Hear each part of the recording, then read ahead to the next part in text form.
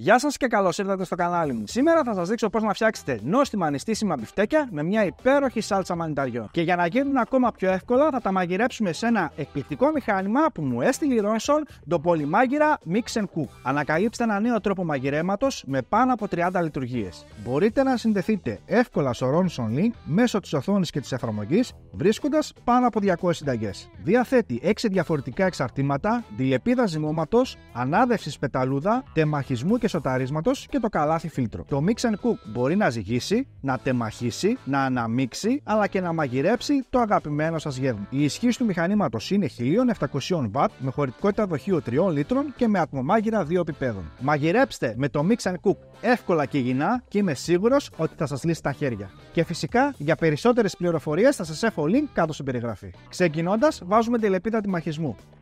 Θα πατήσω την ένδειξη ζυγαριάς και θα μετρήσουμε 200 γραμμάρια νυφάδες βρώμης. Ασφαλίζουμε το καπάκι.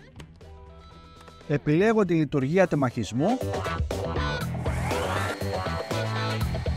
Αφού τεμαχίσαμε τις νυφάδες θα τις βάλω σε ένα πιάτο. Θα ρίξω 100 γραμμάρια νερό, 2 κουταλάκια του γλυκού πελτέ ντομάτας, 2 κουταλιά σούπας ελαιόλαδο, μία μέτρια βραστή πατάτα περίπου 180 γραμμάρια, ένα μέτριο κρεμμύδι κομμένο στα 4, 2 μανιτάρια πορτομπέλο, λίγα φύλλα δυόσμου, λίγο μαϊντανό, ένα κουταλάκι του γλυκού αλάτι, λίγο πιπέρι, ένα κουταλάκι του γλυκού πάπρικα, μισό κουταλάκι του γλυκού κίμινο και τέλος μισό κουταλάκι του γλυκού σκόρδο στη σκόνη.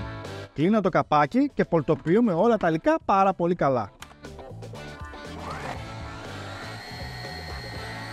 Κοιτάξτε πως έχει πολτοποιηθεί το μείγμα. Ρίχνω 250 γραμμάρια νυφάδες βρώμης και ανακατεύω σε χαμηλή ταχύτητα μέχρι να ενσωματωθούν όλα τα υλικά μαζί. Αδειάζω το μείγμα σε ένα μπολ και θα αφήσω το μείγμα να ξεκουραστεί για 10 λεπτά. Λαδώνω τα χέρια μου και μετράω 80 γραμμάρια το κάθε μπιφτέκι. Τα πανάρω στη θρηματισμένη βρώμη και το πρώτο μπιφτέκι είναι έτοιμο. Πάμε να τηγανίσουμε τα μπιφτέκια μας σε μέτρια θερμοκρασία.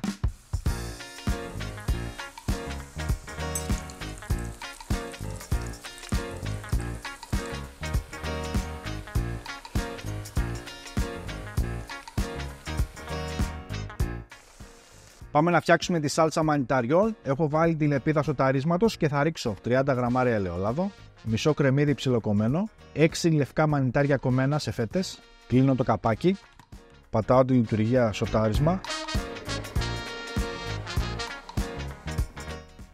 Αφού σοτάραμε τα κρεμμύδια με τα μανιτάρια, πάμε να ρίξουμε τα επόμενα υλικά. 350 γραμμάρια γάλα μυγδάλου, μισό κουταλάκι του γλυκού σκόρδο στο σκόνη, μισό κουταλάκι του γλυκού θυμάρι, λίγο μοσχοκάριδο, πιπέρι, ένα κουταλάκι του γλυκού αλάτι και τέλος μία κουταλιά της σούπας αλεύρι για όλες τις χρήσεις. Επιλέγουμε 100 βαθμούς, ταχύτητα 2 και περιμένουμε να πήξει η σάλτσα.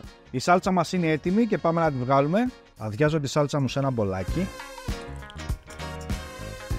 Και ήρθε η ώρα να στήσουμε το πιάτο μας. Έχω βάλει σαλατούλα, θα βάλω 2 μπιφτεκάκια και θα προσθέσουμε από τη σάλτσα μανιταριών.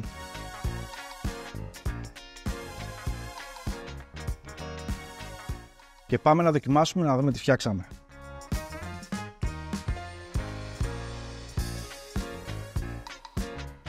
Είναι τέλειο. Νομίζω ότι τρως κρέας πραγματικά και η σάλτσα μανιταριών είναι απλά top. Αυτό ήταν το βίντεο φίλοι μου για σήμερα. Ελπίζω να σας άρεσε. Μην ξεχνάτε να κάνετε ένα like και μια κοινοποίηση γιατί έτσι με βοηθάτε να σας δίνω ωραίες συνταγούλες. Με την επόμενη συνταγή να περνάτε καλά. Γεια σας.